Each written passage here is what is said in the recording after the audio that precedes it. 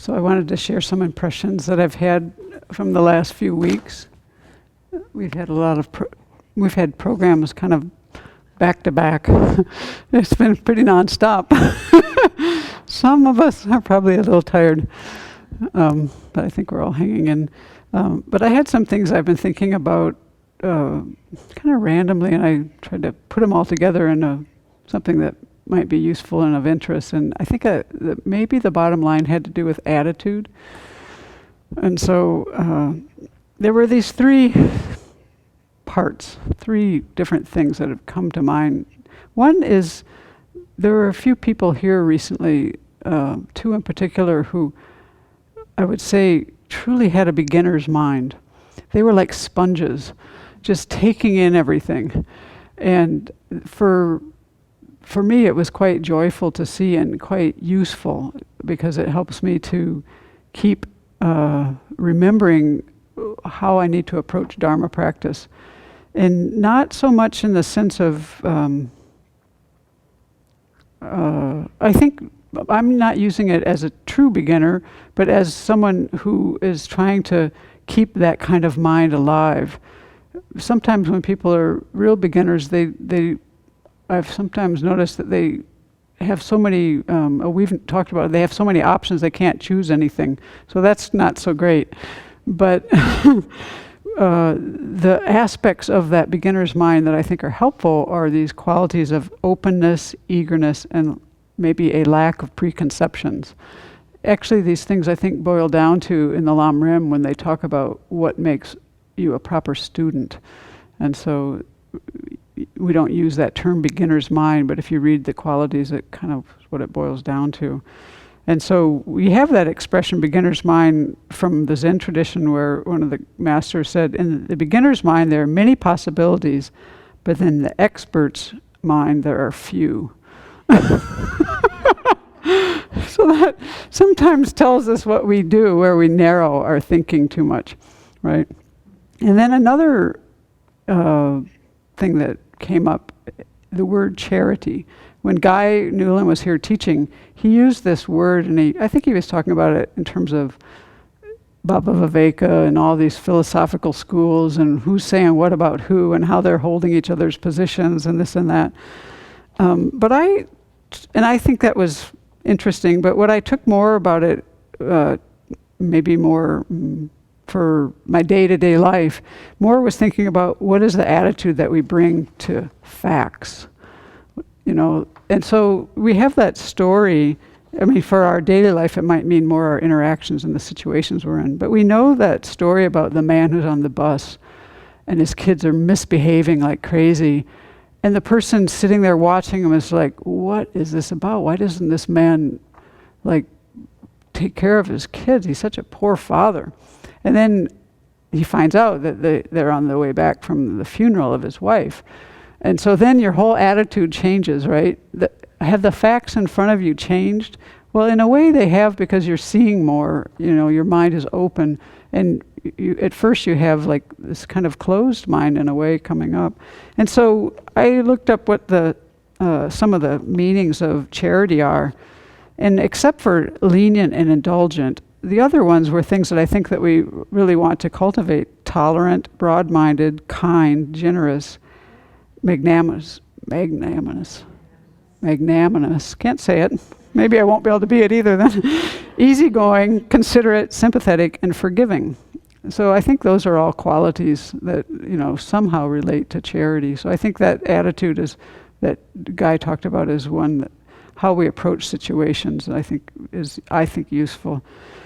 And then overarching this, I think really is maybe since we went to this Buddhist Catholic dialogue, for some reason, being in that setting, I got interested in, we went to their bookstore, in what is it that made Mother Teresa tick?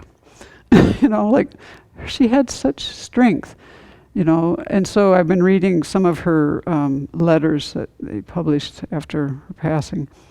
And halfway through this, which I've been kind of slowly reading now and then, I finally got to the things that really spoke to me. One is not so much a quote, but it's just a fact that she made a commitment. And see, like the thing I was talking about at first, so many options and you can never commit to anything. If you can never commit to anything, you can actually never can get beyond the surface level of things because you're just kind of bouncing around. So she made a personal commitment, a vow actually, that influenced the rest of her life. But more so I think that was kind of the backdrop. But what spoke to me then was how she went around things. And I'm not reading this book because of the theology. I'm reading it more to see what made her tick as a person. And so her words were, there was a retreat that she did for 10 days where they had a thing they focused on each day. And on this one day, they were focusing on this thing about penance, which I kind of think in some ways, maybe it's a little bit like our purification. But basically what she's saying is, their question was, am I resigned internally to the trials which God sends me? And her response was, as gifts. And so then when I put that in my language, I say, internally, how do I handle things when my karma ripens? Like, how do I handle it? Because I don't really subscribe to their theology, but I do subscribe to a lot of their lifestyle. And so I want to see things more as an opportunity. And the reason I think that we have to be aware of this is because we get complacent so easily. And I think she was very aware of that, how to not get complacent. And so this kind of has to do, in a way, like when suffering karma ripens. So for Mother Teresa, what she said was, what the author said about her was this: accepting suffering as a gift was Mother Teresa's own attitude and one she encouraged in others. This did not mean that she thought one should make no effort at removing suffering.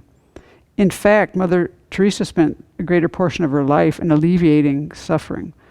But the first step is to accept one's present suffering, exactly what we have in our teachings on fortitude. In sum, accept, offer, and depending on the circumstances, act, is a concise expression of Mother Teresa's response when faced with suffering.